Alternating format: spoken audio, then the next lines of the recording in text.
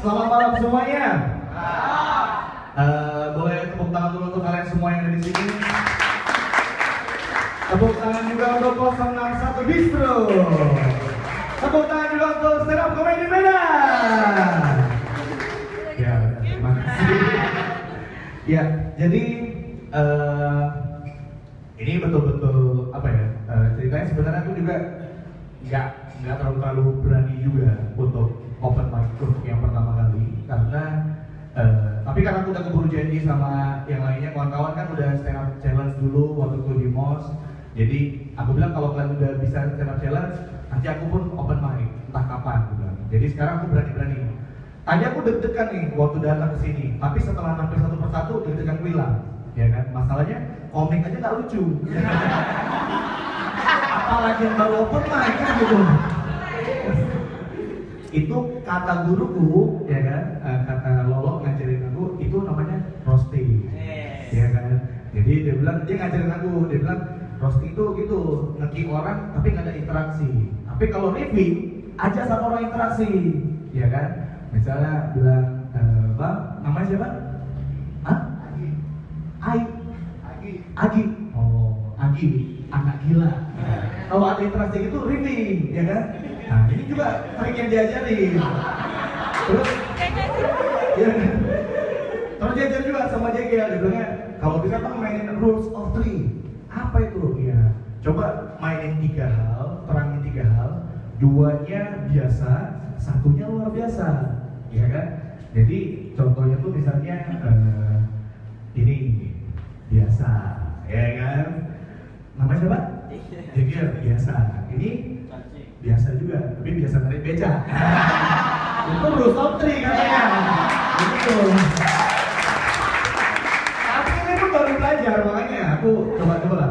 Tapi aku yang tertarik untuk apa ya, coba open mic itu karena aku rasa katanya stand up comedy itu akan apa istilahnya, bicara tentang keresahan kita, ya kan. Jadi aku cerita juga tentang keresahanku, cari-cari keresahanku selama ini apa. Salah satunya yang sekarang lagi berlangsung kan, ini lagi pilpres, ya kan. Aku bingung, ini lagi stand up comedy, dia tentunya lagi sibuk bahas-bahas apa, ya kan. Jadi pilpres ini banyak kali yang buat aku resah. Apa yang resah? Kemana-mana, termasuk kalau aku masuk ke radio, jadi radio anak muda biasanya bahas artis atau apa. Ini nggak gitu, masuk langsung tanya, Bang, apa? Jokowi apa Prabowo? Apa Jokowi apa Prabowo? Masih gitu. Aku pikir kenapa orang di semua kayak gini gitu kan. Kemana-mana sih Jokowi apa Prabowo? Terakhir apa gitu, ya kan? Balik ke rumah, udah lama juga kan gak ke rumah ibu kan, habis nikah kan. Jadi balik ke rumah, aku bilang lah, Assalamualaikum, salam. Alhamdulillah balik anakku kan ibu kan. Langsung aku tanya, Bu, ibu Jokowi? Ah, enggak. Oh, berarti ibu Prabowo? Enggak. Jadi ibu siapa? Aku mamaku lah, aku.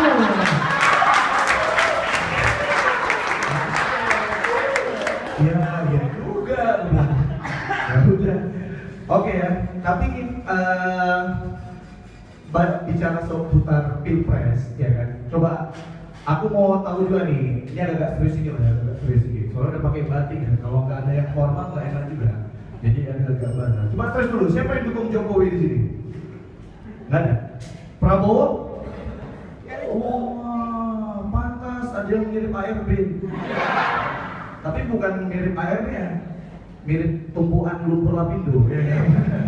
Agak gemuk-gemuk gitu. Nah, kalau aku ditanya kau dukung siapa, aku nggak ada mau dukung siapa-siapa, ya kan? Sementara ini belum ada. Kenapa? Karena mereka masing-masing kampanye, ya kan? Tapi nggak ada yang mau menjelaskan lebih detail. Kalau mereka terpilih, siapa yang mereka jadikan menteri? Ini teman-teman harus paham ini, biar kita jadi pemilih yang cerdas, men. Iya kan? Karena gini, ini agak-agak serius sedikit lah ya. Tadi kan aku diajarin katanya menyampaikan keresahan, ya kan? Aku bilang karena apa? Bagus pun presidennya, kalau menterinya kaca-kacanya sama aja, kan gitu. SBY kurang bagus apa? Di angkatan di ABRI berprestasi gitu. Tapi apa? Menterinya banyak yang nggak masuk di akal, nggak sesuai dengan pendidikannya. Nih contoh ya, Hatta Rajasa itu kemarin jadi apa? Menteri perekonomian, betul kan? Kalau kalian buka Google, ya, cari bionya, itu tamatan insinyur teknik perminyakan ITB. Ya kan? Kenapa bisa jadi menteri perekonomian? Saat dia jadi menteri riset teknologi cocok, ya kan? Nah, tapi habis kawin anaknya, ya kan? Jadilah menteri perekonomian. Biar apa? Manfaat sarjana tekniknya dipakai teknik untuk ngecengin ekonomi ke desanya, ya kan? Nah, ini gunanya. Roy Suryo, coba. Latar pendidikannya pakar telematika, kenapa jadi menteri olahraga? Gak ada kaitannya kan? Ini keresahan.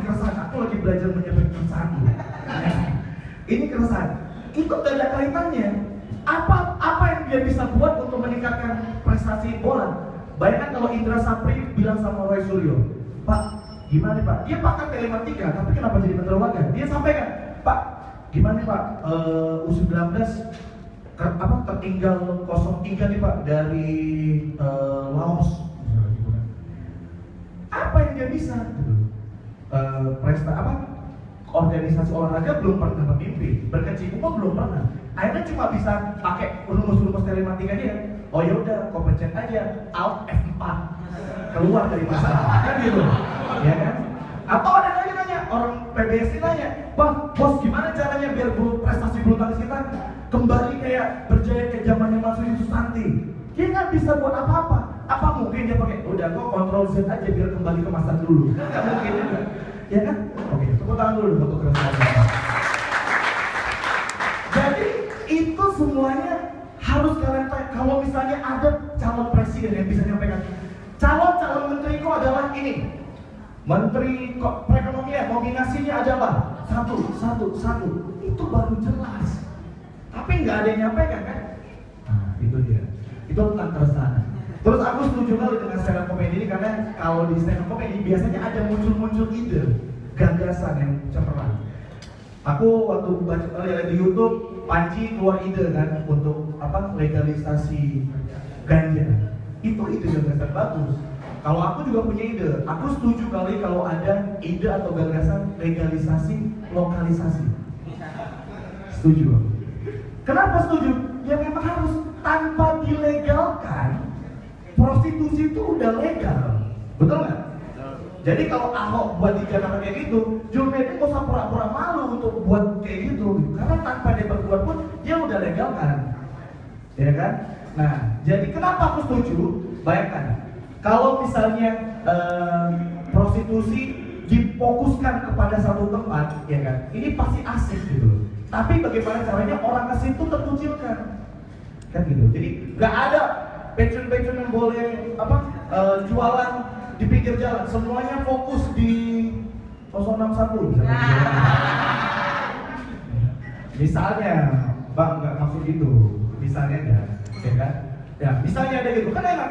Orang yang masuk pun, gitu masuk parkir, dia udah ada masuk parkir, gitu portal masuk, selamat datang.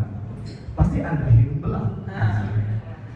Apakah istri Anda kurang membuat Anda terangsang? Hingga Anda datang ke tempat yang usang. Bisa seperti itu. Gitu masuk parkir, dia masuk, oh ini, dia langsung buat pilih bau, ya kan?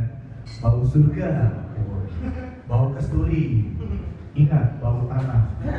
Jadi maksudnya biar mereka juga jerah gitu loh. Habisnya kita pun kalau GPS enak, istri-istri itu enak men-GPS suaminya. Lagi di mana? Oh di 061. Pasti lagi main pecun, kan gitu kan?